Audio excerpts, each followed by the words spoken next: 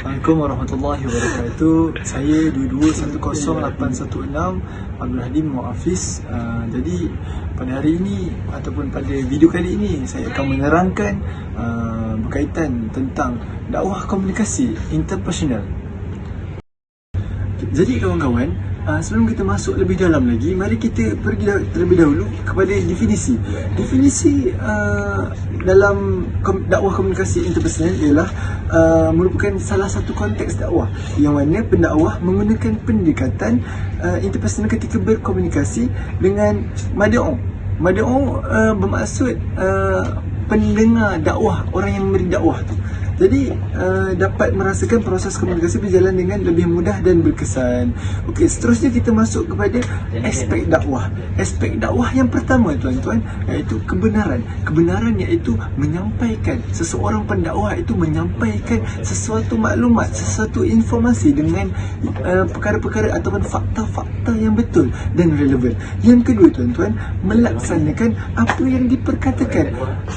Seperti yang tuan-tuan tahu, ramai sekarang ini pemimpin-pemimpin yang memimpin sebuah negara mengatakan sesuatu perkataan namun dia tidak melakukan. Seperti menyuruh orang solat tetapi diri tidak solat, seperti itu. Jadi pendakwah perlulah menjadi role model untuk setiap perkara yang dikatakan ataupun disampaikan. Yang ketiga tuan-tuan iaitu gaya bahasa yang indah.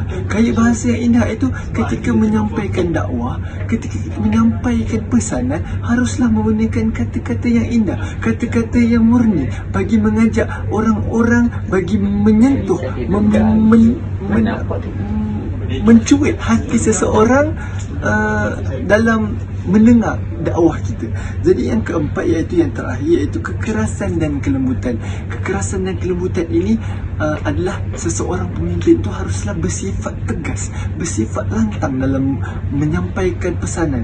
Tidak semestinya seseorang itu perlu berkata lembut bagi menunjukkan diri dia seorang yang penyayang, tetapi dengan kekerasan, dengan suara yang lantang juga boleh menunjukkan sikap ataupun personality seseorang itu dalam menyampaikan dakwah. Dan yang keempat, kita masuk kepada ciri-ciri komunikasi interpersonal. Yang pertama, kedudukan jarak semasa berkomunikasi.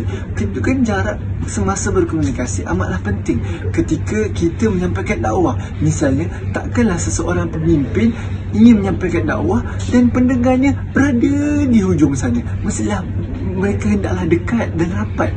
Sebab tu bagi mengeratkan silaturahim terjamin. Dan yang kedua, Al-Quran turut menjadi sumber panduan kepada manusia.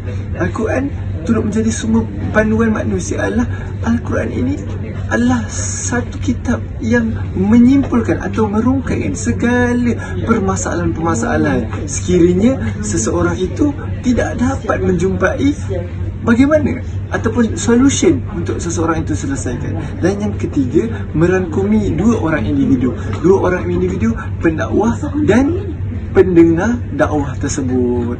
Dan inilah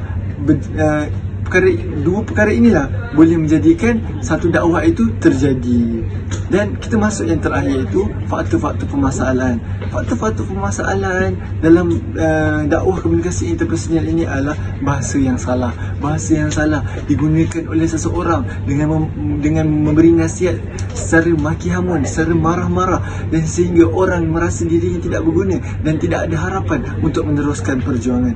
Dan yang terakhir sekali iaitu latar belakang daripada keluarga-keluarga yang latar belakang seseorang individu, misalnya daripada keluarga-keluarga yang susah, keluarga-keluarga yang berpecah belah, ibu bapa bergaduh, bercerai-berai, sehingga mengganggu emosi seseorang individu dan mengakibatkan perkara-perkara ini berlakunya masalah dakwah komunikasi interpersonal.